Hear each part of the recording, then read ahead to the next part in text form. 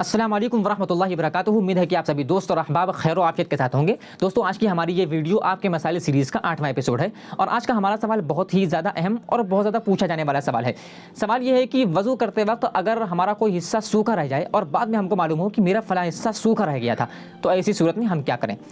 دیکھیے، اس مسئلے کا تعلق اس بات سے ہے کہ یہ بات یعنی سوکھا رہ جانے کے بعد آپ کو کس وقت معلوم ہوئی۔ اگر یہ بات آپ کو وضو کے دوران معلوم ہو گئی تھی، یا وضو کرنے کے بعد آپ کو اتنی جلدی معلوم ہو گئی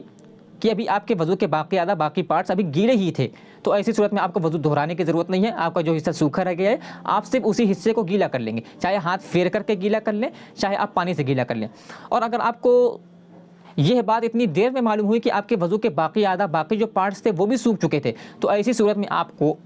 وضو پھر سے کرنا ہوگا، وضو دہرانا ہوگا۔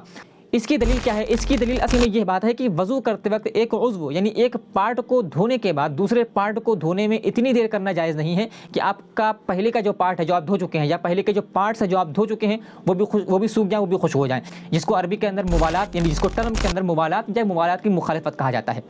لہذا اگر آپ نے ایک پارٹ کو دھونے کے بعد دوسرے پارٹ کو دھونے میں اتنی دیر کر دی کہ آپ کے پہلے کے جو پارٹس ہیں جو آپ دھو چکے تھے وہ بھی خشک ہو گئے، تو ایسی صورت میں آپ کو وضو پھر سے کرنا ہوگا، وضو دہرانا ہوگا۔ مثال کے طور پر بس ہم ایک مثال دے رہے ہیں، آپ کوئی بھی مثال لے سکتے ہیں۔ مثال کے طور پر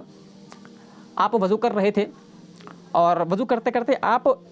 آپ نے اپنے سیدھے ہاتھ کو کوہنی تک 3 بار دھو لیا تھا۔ اتنے میں آپ کے دوست کی کال آ گئی، آپ فون پر بات کرنے لگے، بات اتنی لمبی ہو گئی کہ آپ کے وضو کے جو اعضاء تھے، یعنی آپ چہرہ دھو چکے تھے وہ بھی سوکھ گیا، آپ نے یہ سیدھا ہاتھ دھو لیا تھا کوہنی تک وہ بھی سوکھ گیا، تو اب ایسی صورت میں آپ کو وضو پھر سے کرنا ہوگا، وضو دہرانا ہوگا، ٹھیک ہے؟ ہاں، یہاں پر لیکن یہ بات ذہن میں رکھیے گا کہ اگر آپ کے ہاتھ پر جو سوکھ رہے ہیں، اگر یہ کسی عذر شرعی کی وجہ سے سوکھ رہے ہیں یا کسی مجبوری کی وجہ سے سوکھ رہے ہیں، مثال کے طور پر ہوا بہت تیز چل رہی ہے اور آپ وضو کرتے جا رہے ہیں اور آپ کے اعضاء جو ہے وہ سوکھ جا رہے ہیں ہوا کی وجہ سے، تو پھر اس کا حکم الگ ہوگا۔ اس کی دلیل کیا ہے؟ اس کی دلیل اصل میں سنن نبی داؤد کی صحیح روایت ہے، ان النبی صلی اللہ علیہ وسلم رأى رجلا يصلي وفي ظهر قدمه لمعة لم يصبها الماء فأمره النبي صلی اللہ علیہ وسلم ان يعيد الوضوء والصلاة، کہ اللہ کے نبی صلی اللہ علیہ وسلم نے ایک شخص کو دیکھا جو نماز پڑھ رہا تھا اور اس کے پاؤں میں درہم کی مقدار کے برابر یعنی کہ تھوڑا سا حصہ اس کے پاؤں میں خشک رہ گیا تھا، تو صلی اللہ علیہ وسلم نے اس کو دوبارہ وضو کرنے کا حکم دیا اور دوبارہ نماز لوٹانے کا حکم دیا۔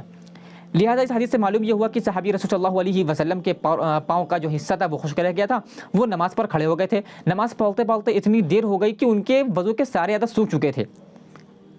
وضو کے اعضاء کے سوکھنے کا ذکر حدیث کے اندر صراحتاً موجود نہیں ہے، لیکن محمد حسن عبد الغفار نے اپنی کتاب شرح متن ابی شجاع کے اندر اس صحابی کے یا اس شخص کے باقی اعضاء کے سوکھ جانے کا ذکر کیا ہے، اور پھر لاجیکلی بھی یہ بات سمجھ میں آتی ہے کہ ان کے جو اس شخص کے یا اس صحابی کے جو اعضاء تھے وہ سوکھ گئے ہوں گے، اس لیے کہ وضو انہوں نے کیا ہے، پھر وضو کرنے کے بعد انہوں نے نماز پڑھ لی ہے، نماز پڑھنے کے بعد صلی اللہ علیہ وسلم کے پاس وہ آئے ہیں، تو بیچ میں اتنا لمبا وقفہ اور اتنا لمبا وقت گزر گیا ہے کہ ان کے باقی جو اعضاء ہیں وہ بھی سوکھ گئے ہوں گے،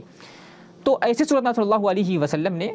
اس صحابی کو یا اس شخص کو دوبارہ وضو کرنے کا اور دوبارہ نماز پڑھنے کا حکم دیا۔ لہٰذا اس حدیث سے مسئلہ یہ معلوم ہوا کہ اگر وضو کرتے وقت ہمارا کوئی حصہ سوکھا رہ جائے، خشک رہ جائے، اور بعد میں ہم کو معلوم ہو کہ ہمارا فلاں حصہ سوکھا رہ گیا تھا، تو اگر یہ بات وضو کے بعد اتنا جلدی معلوم ہو گئی کہ ابھی ہمارے حصے گیلے تھے، تو وضو کو دہرانے کی ضرورت نہیں ہے، جو سوکھا حصہ ہے اس کو گیلا کر لیں گے۔ اور اگر یہ بات ہم کو اتنی دیر میں معلوم ہوئی کہ ہمارے باقی جو اعضاء ہیں وہ بھی سوکھ چکے تھے، تو ایسی صورت میں ہم کو وضو پھر سے کرنا ہوگا، وضو دہرانا ہوگا۔ والخالق من خلقہ بکل شیء۔ والسلام علیکم ورحمۃ اللہ وبرکاتہ۔